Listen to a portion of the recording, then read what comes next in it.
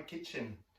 Today I'm doing a special recipe using leftovers because, as you know, I always cook too much and I never throw anything in the bin. Nothing goes in the bin in this house.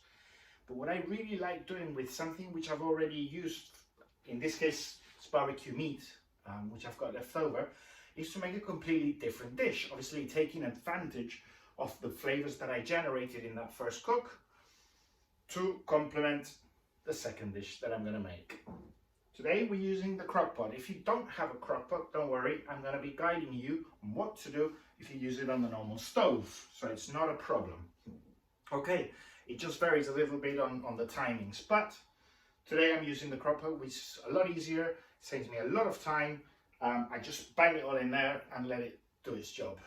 Okay, in this case, my crock pot comes with a little extension, I don't know if you see that there, which stirs occasionally, which is really helpful as well because I just leave it to work and I get on with my thing. As a matter of fact, I'm actually leaving now after this to go to work. Okay, let's get on with it. Olive oil, bit of olive oil. In this case, if you were doing it in your pan, get it a little bit hot and we'll start with the veg. I'm going to do it in the order that you would do it on the stove. Okay, so half a chopped onion goes in. Perfect. In your case, you'd be sweating this off. Sweating means cooking till translucent, but you know that already. Okay, red pepper, half a red pepper goes in as well. And I've got half a courgette, which I've cut two ways. You can use a small courgette or you can use half a big one.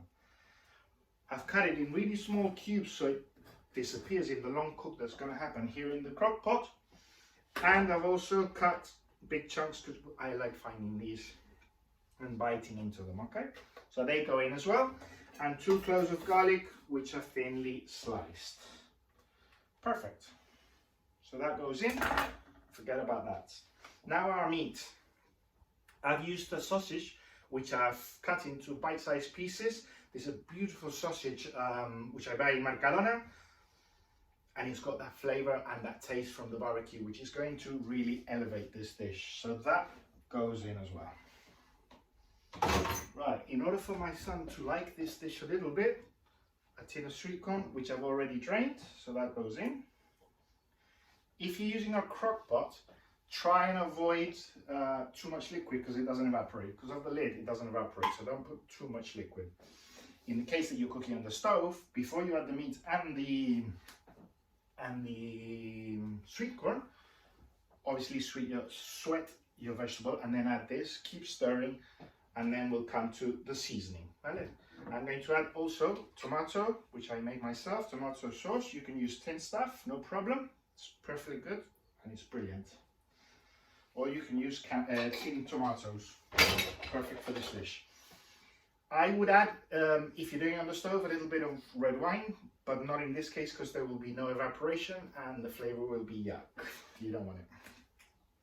Worcestershire sauce goes in, just a splash. My favorite chili, you don't need to put it if you don't want it, but I do.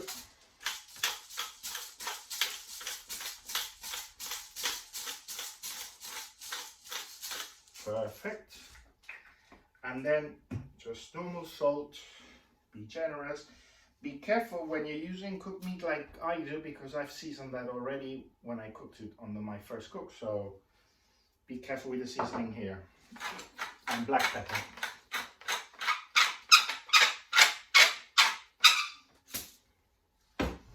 We'll give this a stir. Mix all these ingredients together. It might look a bit dry at the moment.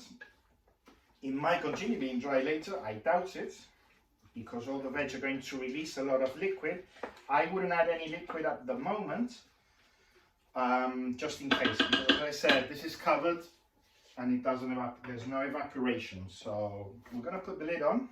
We're going to fasten it. I've got it at my low heat and I'm going to cook it for 4 hours and then take a look at it. So we'll see. I'll see you in a bit.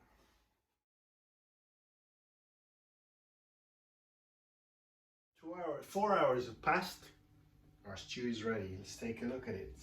Smells incredible. Wow. What I've done to serve this, I've cooked some pasta, because that's what Danny's favourite is. You can cook white rice, you can cook anything with this. You can put some potatoes or some chips or whatever. But I decided to go for pasta. Wow, look at the smell of that. My goodness. Right, to finish that off, I'm just going to grate a little Parmigiano.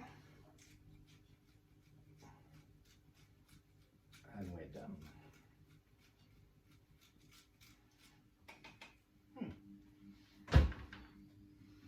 Right, tell me you wouldn't eat that. So foodies, give it a go. Let me know how you get on. Obviously, give me a thumbs up if you like the video. And subscribe if you haven't already. I'll see you soon, foodies. Take care.